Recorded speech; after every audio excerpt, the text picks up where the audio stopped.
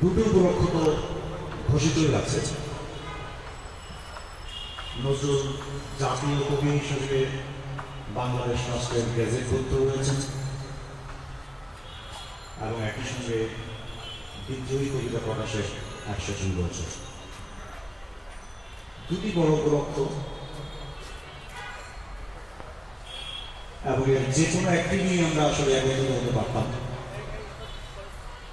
এবং সত্যি বলতে কি, নজরুলকে নিয়ে আলোচনা করার জন্য এই ধরনের কোনো উপলক্ষ না হলেও চলে। তার প্রধান কারণ, নজরুলকে আমরা ভালোবাসি। জনমানুষের ভালোবাসা পাওয়াটা একটা অন্যরকম ব্যাপার, একটা অন্যরকম শক্তি, একটা অন্যরকম প্রাপ্তি, যার সঙ্গে আসলে অন্য নানান ধরনের মহৎ বৃহৎ গুরুত্বপূর্ণ প্রাপ্তির একটা মৌলিক পার্থক্য আছে। নজরুল এটা পেয়েছে। লোকে নজরুলকে ভালোবাসে খুব যে জেনে বুঝে কারণ পর্যালোচনা করে যুক্তি মেনে ভালোবাসে। বেশিরভাগ মানুষের ক্ষেত্রে আসলে কথা বলা যাবে না। নজরুল সম্পর্কে যে প্রচুর পরিমাণ গল্প গাথা তৈরি হয়েছে, অনেক সময় খুবই বাংলার গল্প নজরুলের উপর প্রয়োগ করে মানুষ যে নজরুলের প্রতি একটা ক্ষোভ এবং প্রেম প্রকাশ করতে চায়, সেটা তো একটা প্রমাণ যে এই ভালোবাসা আসলে যুক্তি মেনে তৈরি হয়নি, এটা হয়েছে। কখন হয় এই ধরনের ঘটনা? এটা শিল্পীদের ক্ষেত্রে, আর্টিস্টদের ক্ষেত্রে একমাত্র তখনই করতে পারে যখন একজন শিল্পীর মধ্য দিয়ে, একজন আর্টিস্টের মধ্য দিয়ে, একজন কবির মধ্য দিয়ে বিপুল পরিমাণ মানুষের অবদমিত ভাষা প্রকাশিত হবে, আকাঙ্ক্ষার মুক্তি হবে, ভাষিক প্রকাশ হবে। নজরুলের ক্ষেত্রে কিন্তু ঘটনাটা ঘটেছে। মানুষ এই বাস্তবতা দ্বারা সঞ্চারিত হয়েছে, তাকে এটি স্পর্শ করেছে। এটা যুক্তি দিয়ে বোঝাচ্ছে অনেক বড় ব্যাপার। নজরুলের ক্ষেত্রে এটা ঘটেছে। মানুষের তো অনেক পর্যালোচনা করে সিদ্ধান্ত নেয় না যে নজরুল বাংলাদেশের জাতীয় কবি হবে। এই বিষয়ে কারো কোনো সন্দেহ ছিল না, এই বিষয়ে কারো কোনো ভিন্ন মত ছিল না। এই বিষয়ে আগে দিনের পর দিন পর্যালোচনা হয়নি যে নজরুল জাতীয় কবি হবে। মানুষরা ভেবেছে, সরকার উদ্যোগ নিয়েছে, এই নিয়ে কথা ওঠেনি। আজ নজরুল সম্পর্কে গেজেট প্রকাশিত হয়েছে, সেটা একটা গুরুত্বপূর্ণ বিষয়। যারা এর সঙ্গে যুক্ত ছিলেন তাদেরকে আমরা বিশেষভাবে ধন্যবাদ জানাই। কিন্তু আমাদের এটাও মনে রাখতে হবে যে নজরুল আসলে জাতীয় কবি হিসেবে, মানুষের ভালোবাসার পাত্র হিসেবে এই গেজেট কিংবা রাষ্ট্রীয় উদ্যোগের যে অনেক বড় ব্যাপার। নজরুল তৈরি হয়ে এসেছিলেন 100 বছর আগে থেকে ঠিক এই ধরনের প্রাপ্তির জন্য। এই যে বিদ্রোহী কবিতা, এই কবিতা তো একটা জটিল কবিতা। এই কবিতার যে ভাষা, এই ভাষা ভঙ্গির সঙ্গে আমাদের অনেকেরই আসলে ঐকমত্য কম হবে, পরিচয় কম হবে। এটা অত্যন্ত তৎসমবহুল একটা কবিতা। এটা হিন্দু মিথোলজিতে ভরপুর একটা কবিতা। ব্যক্তিগতভাবে নজরুলকে পছন্দ করেন এমন লক্ষ লক্ষ মানুষ আছেন যারা আলাদাভাবে এই ক্যাটাগরি পছন্দ করেন না, কিন্তু তাদের একজনও বিদ্রোহী কবিতা সম্পর্কে এই প্রশ্ন তুলেন। এই যে নাম দেওয়াটা, এটা নন্দন তাত্ত্বিকভাবে অনেক বড় ঘটনা, যেটা ওই কাছাকাছি সময়ে ধরা যাক আমরা খুব ব্যবহার করি সাহিত্যের ক্ষেত্রে টি.এস. এলিয়টের একটা বক্তব্য, যেটা মহৎ রচনা সেটা বুঝে ওঠার আগেই সঞ্চারিত হয়। সেটা ঠিক বোঝার ব্যাপার নয়, এটা এমন এক প্রেরণা, প্রাণনা, অনুভূতি এবং আবেশ তৈরি করে যে মানুষ এটাকে সম্মতি জ্ঞাপন করে।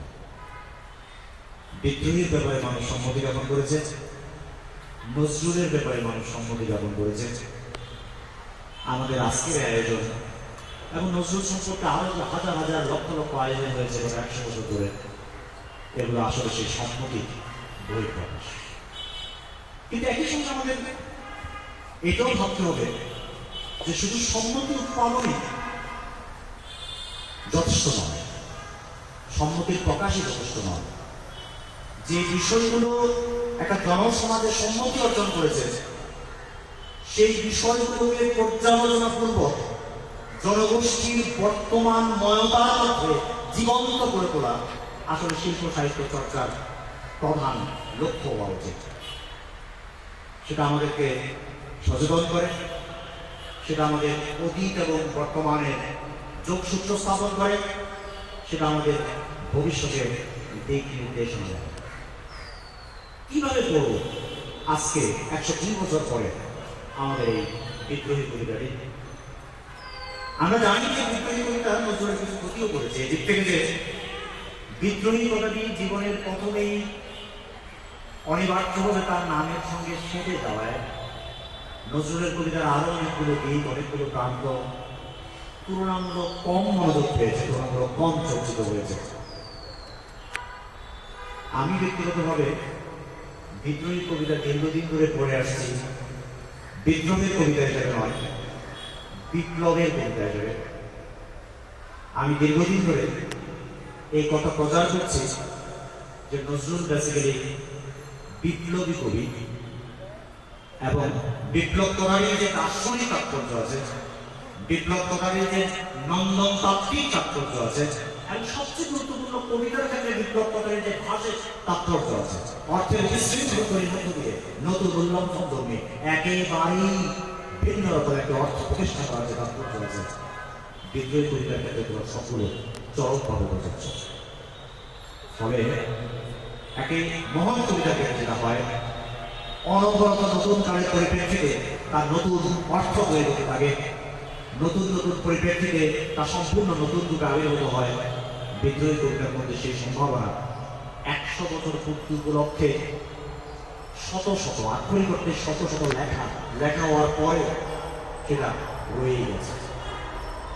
আমরা যদি মনে না রাখি যে বিদ্রোহী কবিতাটি লেখা হয়েছিল এমন এক মুহূর্তে যখন বাংলা ভাষা একটি তৎসম বহুল বলয়ের মধ্যে সাহিত্যিকভাবে অত্যন্ত আভিজাত্যের সঙ্গে প্রতিষ্ঠিত ছিল, আমরা যদি মনে না রাখি যে নজরুল তার মধ্যে আবির্ভূত হয়েছিলেন হিন্দুস্তানি ঐতিহ্য নিয়ে, মুসলিম ঐতিহ্য নিয়ে, এবং তার সম্পদগুলো বাংলা কাব্যধারার সঙ্গে কত নিখুঁতভাবে সম্পৃক্ত হতে পারে তার এবং সম্ভবত এখন পর্যন্ত সবচেয়ে সফলতম উদাহরণ হয়ে আমরা যদি মনে না রাখি যে 1922 সালে, 1920 সালে, 22 সালে, 23-25 সালে যেই রাজনৈতিক ভাবাবহ বিরাজ করছিল, যখন 1923 সালে বেঙ্গল ব্যাক হবে, 1925 সালে তার কবর রচিত হবে ওই মহান নেতার মৃত্যুর মধ্য দিয়ে, চিত্তরঞ্জনের মৃত্যুর মধ্য দিয়ে। আমরা যদি মনে না রাখি নজরুলের কারণে আমাদের এখানে সমন্বয়বাদী কলকাতা এবং ঢাকা মিলিয়ে সর্বশেষ বড় আয়োজনটি, অসাধারণ আয়োজন মুসলিম সাহিত্য সমাজ এবং শিক্ষাগোষ্ঠী আবির্ভূত হবে। আমরা যদি মনে না রাখি যে এই ধরনের একটি সমন্বয়বাদী অসাম্প্রদায়িক বাঙালি সমাজের একটা আকাঙ্ক্ষা এর আগে অন্তত 30 বছর ধরে বিকশিত হয়েছিল নজরুল তার চূড়ান্ত প্রতিমূর্তি চূড়ান্ত প্রকাশ বিদ্রোহী কবিতা। তাহলে আমরা আসলে বিদ্রোহী কবিতার প্রেক্ষাপট সহ তাৎপর্য সহ এটা উদ্ধার করতে পারবো। এটা হুট করে ঘটে না, এটা লজিক্যালিও ঘটে না, এটা এমনভাবে ঘটে, এমন মুহূর্তে ঘটে যখন পরিস্থিতি অনেকদিন ধরে প্রস্তুত থাকে এবং এমন মানুষের ভিতর দিয়ে ঘটে যার ওই ধরনের বাস্তব পরিপ্রেক্ষিত আছে, যার ওই ধরনের নান্দনিক এবং ভাষিক প্রস্তুতি আছে। আমি এই আলোচনাগুলো আর বাড়াবো না, সেটার জন্য আজকে ভালো সময় আমরা অন্যদিন এই বিষয়ে আলোচনা করবো অন্য সময়ে। কিন্তু ওই যে একটা জনগোষ্ঠী প্রবলভাবে নতুনত্বের জন্য প্রস্তুত ছিল, একটা অ্যাস্থেটিক্যাল ভেঞ্চার, একটা পর্যায় পর্যন্ত একটা খুব চরম সার্থকতার মধ্যে অবস্থান করছিল, একটা জনগোষ্ঠী যেটা নানানভাবে বঞ্চিত ছিল, যাদেরকে আমরা ওই কালের বাঙালি মুসলমান নামে চিনতে পারি। তাদের বিরাট আকাঙ্ক্ষা, তাদের প্রকাশের বিরাট ভার অপেক্ষা করছিল প্রকাশিত হওয়ার জন্য।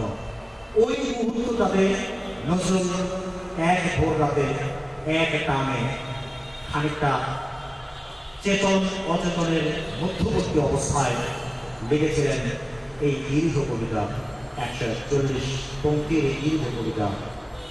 যে কবিতাটি সম্ভবত পূর্ণ যুক্তির মধ্যে কখনো রচিত হতে পারত না, পূর্ণ সচেতনতার মধ্যে কখনো রচিত হতে পারত না, এমনকি খোদ নজরুলের পক্ষে দ্বিতীয়বার আর লেখা সম্ভব হবে না।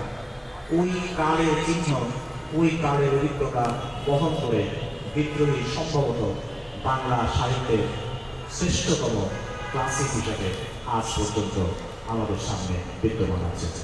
আমরা অনবরত এটা পড়ব, স্মরণ করব, নতুন নতুন ব্যাখ্যা বিশ্লেষণ করব এবং তার মধ্য দিয়ে আমাদের জীবিত বর্তমান ময়দার মধ্যে আমরা নজরুলকে নতুন নতুন রূপে উপলব্ধি করব। আজকে এই আয়োজনে আমি যারা করেছেন তাদের আমি সাধুবাদ জানাই, ধন্যবাদ জানাই এবং এই সব আয়োজনের মধ্য দিয়ে আমরা যেমন গান শুনলাম, আবৃত্তি শুনলাম এবং নৃত্য পরিবেশনা দেখলাম, এর মধ্য দিয়ে বিদ্রোহীর অনবরত নতুন নতুন পাঠ আমাদের সামনে উন্মোচিত হয়েছে। এই ধরনের আয়োজন আমাদের আনুষ্ঠানিকভাবে নজরুলকে নতুন নতুনভাবে আবিষ্কার করতে সুযোগ তৈরি করে দেয়। আমি এই জন্য এটার সাধুবাদ জানাই এবং আজকের এই অনুষ্ঠানের অনুষ্ঠানের আমি শুভ উদ্বোধন ঘোষণা করছি। আপনাদের সবাইকে ধন্যবাদ।